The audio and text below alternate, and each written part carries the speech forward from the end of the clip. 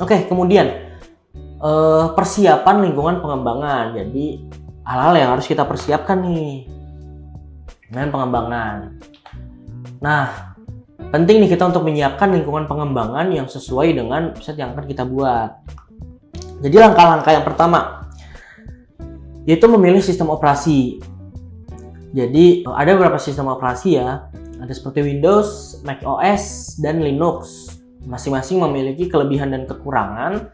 Nah, kalian pilih tuh mana yang sesuai dengan kebutuhan dan preferensi Anda. Mungkin ada yang terbiasa menggunakan Windows karena kan kebanyakan mungkin orang-orang pada menggunakan Windows ya. Nah, atau menggunakan Mac OS juga bisa, dan Linux gitu. Nah, kalau mungkin yang udah di dunia programming yang sudah sangat berpengalaman ya, biasanya itu mereka menggunakan Linux. Cuma mungkin kalau untuk pemula tidak disarankan menggunakan Linux, mungkin menggunakan Windows saja ya, lebih aman. Nah, kemudian menginstal text editor. Jadi ada beberapa text editor seperti Sublime Text, Atom, Visual Studio Code, atau Notepad++. Nah, kalau kalian pernah belajar di SMK, mungkin kalian pernah menggunakan Sublime Text atau Notepad++, karena biasanya yang dipelajari di SMK itu kan basicnya ya, dan mereka biasa menggunakan Sublime Text gitu atau Notepad++. Kalau saya zaman dulu sih saya menggunakan Notepad++. Nah, text editor yang baik ini akan membantu kita menggunakan atau menulis kode dengan lebih mudah dan efisien. Nah, kalau dalam hal ini saya menggunakan, kalau saya sih rekomendasi dari saya adalah Visual Studio Code. Karena saya sudah sangat lama menggunakan Visual Studio Code itu, dan menurut saya Visual Studio Code itu banyak plusnya lah. Contohnya kayak banyak extension yang membantu kita dalam tahap pengembangan. Apalagi terbantu banget ya saya contohnya dengan AI yang ada untuk membantu ngoding.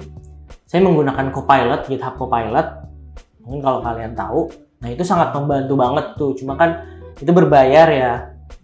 Mungkin ya kalau tidak menggunakan Copilot ya udah sambil belajar juga kan itu. Atau mungkin banyak extension lainnya. Mungkin nanti kalau ke JavaScript atau ke React itu nanti banyak banget extension yang sangat membantu. Contohnya seperti Sline, itu banyak banget lah pokoknya. Nah, itu saran saya atau rekomendasi saya sih menggunakan Visual Studio Code untuk text editornya. Nah, kemudian menginstal web browser. Web browser ya contohnya ada Google Chrome, Mozilla Firefox, Microsoft Edge, atau Safari. Safari ini biasa digunakan oleh Mac ya. Namun kalau saya sendiri sih, kalau saya personally biasa menggunakan Google Chrome. Biasanya kalau saya tidak salah ya, karena saya beberapa kali menemukan case di mana tiap browser ini terkadang memiliki beberapa perbedaan gitu. Contohnya mungkin misal di web browser di Google Chrome kita memiliki tampilan seperti ini, tapi nanti di Mozilla tampilannya tidak sama dengan yang ada di Google Chrome, tampilan website yang kita buatnya. Nah, itu terkadang ada perbedaan seperti itu. Nah, makanya menggunakan web browser yang modern ini akan membantu kita melihat hasil pengembangan web kita dengan tepat. Kemudian menginstal Node.js. Jadi sebenarnya kalau untuk Node.js ini itu bisa nanti ya, tapi karena kan kita belum mau terlalu dalam ini ke dalam JavaScript, namun kalian bisa menginstalnya terlebih dahulu aja karena tidak akan mempengaruhi apa-apa juga sebenarnya kita tidak menggunakannya. Jadi Node.js ini adalah platform runtime JavaScript yang memungkinkan kita menjalankan aplikasi web di luar browser. Diperlukan untuk banyak framework dan library.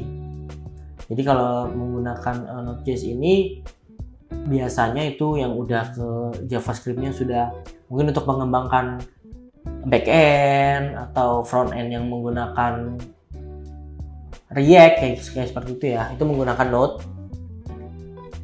Kemudian menginstal Git atau version control ya. Jadi Git ini merupakan sistem kontrol versi yang membantu kita melacak perubahan kode kita dan berkolaborasi dan berkolaborasi dengan orang lain.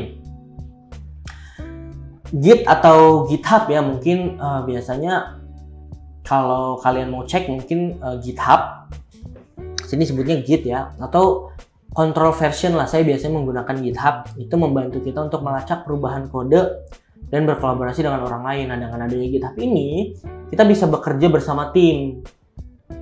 Jadi dalam satu project itu kita bisa mengerjakan mungkin 3-5 orang atau berapapun lah. Nah, tergantung nanti gimana kita mengontrol dari Git-nya aja gitu. Nah, kemudian memilih framework atau library. Ada frameworknya dari React, Angular, Vue.js atau jQuery. Nah, ini untuk frameworknya ya. Nah, framework ini dapat membantu dan mempercepat proses pengembangan web seperti yang saya sudah katakan tadi. Nah, React, Angular, Vue ini menggunakan JavaScript ya, dan jQuery menggunakan bahasa pemrograman JavaScript. Nah, nanti ada lagi nih framework yang menggunakan PHP. Contohnya seperti CodeIgniter, ada Laravel dan sebagainya. Nah, kemudian menginstal alat-alat lainnya. Kita bisa menginstal kalau kita mungkin nanti kita akan menggunakan endpoint atau API atau REST API ya. Kita butuh Postman, curl atau Wiget. Nah, kalau saya personally sih biasa mendownload Postman ya. Saya biasa menggunakan Postman. Nah, selanjutnya ada Docker. Docker ini untuk containerization, tapi itu biasanya yang menggunakan Docker ini hanya yang biasanya yang sudah pro banget lah, atau projectnya sudah besar banget, itu baru menggunakan Docker untuk containerization-nya. Nah, kemudian ada Webpack atau Rollup atau untuk bundling JavaScript. Biasa kita nyebutnya Webpack.